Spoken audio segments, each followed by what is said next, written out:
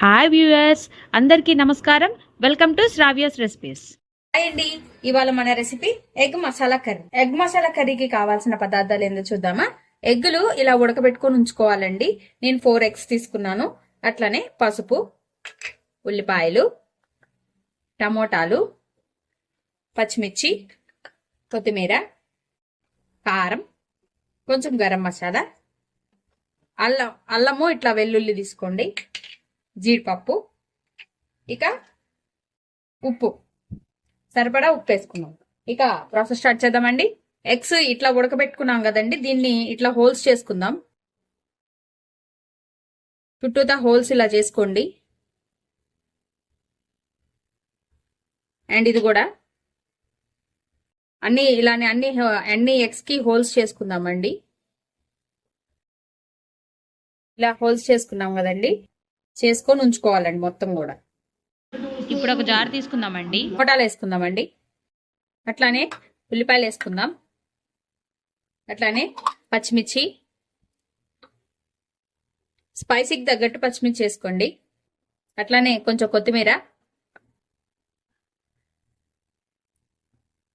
వేసుకొని జీడిపప్పు వేసుకోండి 4, అట్లానే అల్లం వెల్లుల్లి ఇక వేసుకోవాలండి దీంట్లో. ఇప్పుడు దీన్ని గ్రైండ్ చేసుకొని ఉంచుకోవాలండి. ఇదిగోండి ఇలా పేస్ట్ వచ్చింది కదండి, ఈ పేస్ట్ ని పక్కన ఉంచుకుందామండి. పాన్ పెట్టుకుని ఆయిల్ పోసుకోండి. ఆయిల్లో కొంచెం పసుపు వేసుకుందామండి, కొంచెం పసుపు, కారం వేసుకుందాం. ఒకసారి వేసుకున్నాం కదా. ఇప్పుడు మనము తీసుకున్న ఎగ్స్ వేసుకుందామండి.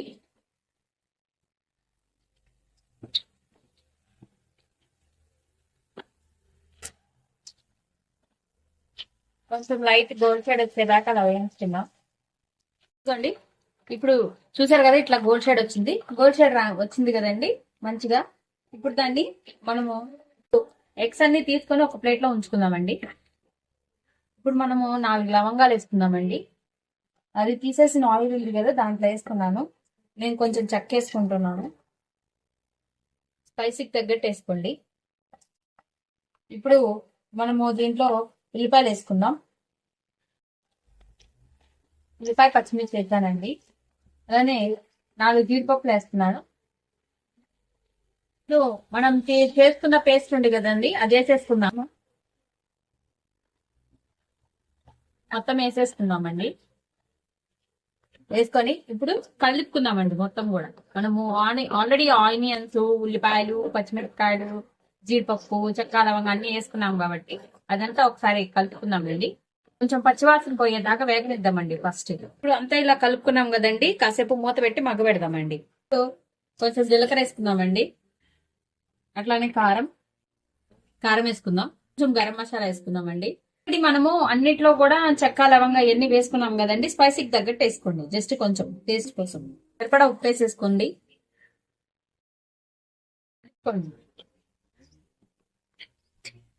కొంచెం పెరిగేసుకుందామండి మనం. కలుపుకోండి, మంచి టేస్ట్ వస్తుంది. ఇప్పుడు మనము ఆల్రెడీ ఫ్రై చేసుకున్న ఎగ్స్ వేసుకుందామండి. ఒకసారి మళ్ళీ మొత్తం గ్రేవీ కలిసేటట్టు మొత్తం ఒకసారి కలుపుకోండి. దాంట్లో వేసుకొని కొంచెం వాటర్ పోసుకుందామండి గ్రేవీకి. ఇప్పుడు బాగా మగ్గాలండి, అది బాగా మగ్గాలి. ఆయిల్ పైకి రావాలండి, బాగా మగ్గాలి. మూత పెట్టి కాసేపు మగ్గబెడదాం. చూస్తారు కదా, ఇలా మగ్గబెట్టి తీసానండి. చూడండి అదిగోండి ఆయిల్ అలా తేలాలి. చూడండి ఆయిల్ ఎంత కనబడుతుంది. అలా ఆయిల్ అంతా తేలేదాకా మగ్గబెట్టుకోవాలండి. ఇప్పుడు మనం లాస్ట్ లో కొత్తిమీర వేసుకుందామండి. అంతే అండి, ఎగ్ మసాలా కర్రీ రెడీ అయిపోయింది.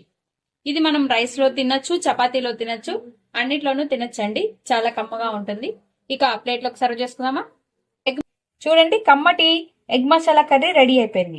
ఈ వీడియో కనుక మీకు నచ్చినట్టయితే ప్లీజ్ లైక్ చేసి, షేర్ చేసి, సబ్స్క్రైబ్ చేసుకోండి.